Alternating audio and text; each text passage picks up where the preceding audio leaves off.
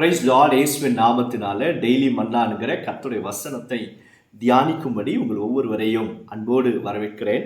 கர்த்தருடைய வசனத்தை மல்கியா 3வது அதிகாரம் 6வது வசனத்திலிருந்து வாசித்து தியானிக்க போகிறோம்.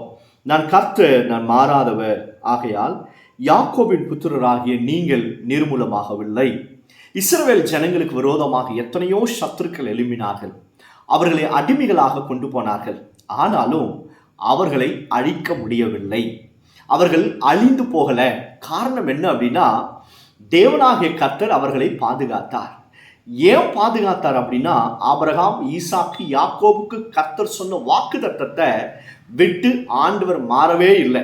ஆனால் இஸ்ரவேல் ஜனங்கள் இந்த அதிகாரத்தில் வாசிக்கும் போது தேவனை வஞ்சித்தார்களாம், தேவனை ஏமாற்றினார்கள், கர்த்தரை விட்டு விலகினார்கள், விக்கிரக ஆராதனை செய்தாங்க. இது எல்லாம் செய்த பொழுதும் கர்த்தர் செய்த வாக்குத்தத்தத்தை, ஆபிரகாம், ஈசாக்கு, யாக்கோபோடு செய்த வாக்குத்தத்தத்தை விட்டு தேவனாகிய கர்த்தர் மாறவே இல்லைங்க, அப்படியே இருந்தார். அதனால தான் கர்த்தர் சொல்றாரு, நான் மாறாமல் இருந்ததுனால தான் நீங்கள் அழிந்து போகவில்லை. இந்த வசனத்தை கேட்கிற அருமையான தேவனுடைய பிள்ளைகளை, நீங்கள் கர்த்தரை விட்டு தூரமா இருக்கிறீங்களா? தேவனை ஏமாற்றி கொண்டிருக்கீங்களா? கர்த்தரை துக்கப்படுத்தி கொண்டிருக்கீங்களா? ஆனாலும் கர்த்தர் பாருங்க, உங்களை அழிக்காம உங்களை மேல இன்னும் அவர் நேசமாகவே இருக்கிறார். அவர் இன்னும் உங்களை நேசிக்கிறார். இந்த வசனத்தை கேட்கிற நீங்க யாராக இருந்தாலும் சரி, கர்த்தரிடத்துல திரும்புங்க. அதுதான் இந்த அதிகாரத்துல வாசிக்கிறோம். தேவனிடத்துல திரும்பும் போது கர்த்தர் உங்கள் பக்கமாய் திரும்புவார். அவர் திரும்புவது மட்டுமல்ல, உங்களை ஆண்டவர் உயர்த்துவார், ஆசீர்வதிப்பார். இந்த உலகமே மாறிடுங்க, மனுஷர்கள் எல்லாரும் மாறிடுவாங்க. இன்னைக்கு ஒரு வார்த்தை சொல்லுவாங்க, நாளைக்கு அந்த வார்த்தை மாறி போயிடும். எல்லா சூழ்நிலைகள் மாறும், அதிகாரிகள் மாறுவார்கள், ராஜ்யங்கள் மாறும், ராஜாக்கள் மாறுவாங்க, எல்லாம் மாறிடும். ஆனா இந்த ஆண்டவராக இயேசு கிறிஸ்து மாறவே மாட்டார். அவர் உங்களை எப்படி நேசிக்கிறாரோ அதே போல நேசத்தை கடைசி வரைக்கும் காண்பிப்பார். நீங்க தப்பு செய்யும் போது கர்த்தர் உங்களை சிட்சித்து திருத்துவார். நீங்க பேதுருடைய காரியத்தை வாசித்து பாருங்களேன்.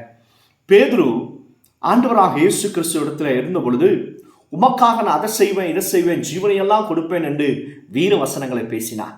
ஆனால் இயேசுவை காட்டி கொடுத்தது மட்டுமல்ல, யூதாஸ் காட்டி கொடுத்தாலும் பேதுரு மறுதலித்தான். இயேசுனா யாருன்னே தெரியாது என்று சொல்லி அப்படியே மாறி போயிட்டான்.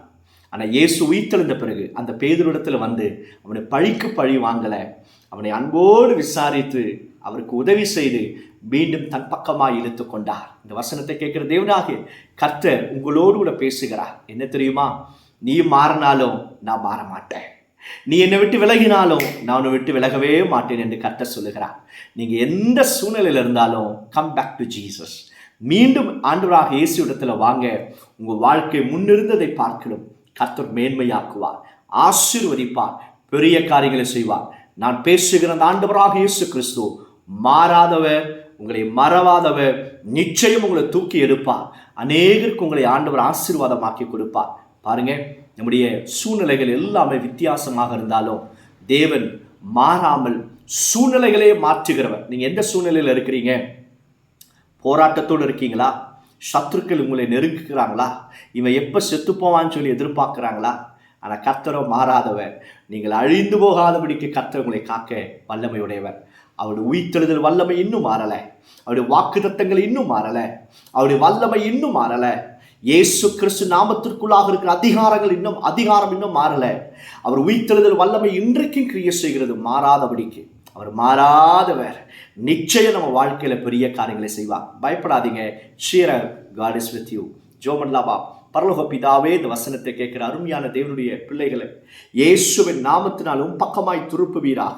வேதனையோடு ஏதோ ஒரு சஞ்சலத்தினாலும் நம்முடைய பிள்ளைகள் அவிசுவாசத்தில் மூழ்கி தூரமாய் போயிருந்தாலும் ஆண்டவரே, உடைய பக்கமாய் திரும்ப கிருபை கொடுங்கப்பா. உடைய பிள்ளைகளை ஆசீர்வதிங்க, தேவைகள் எல்லாவற்றையும் சந்திங்கப்பா.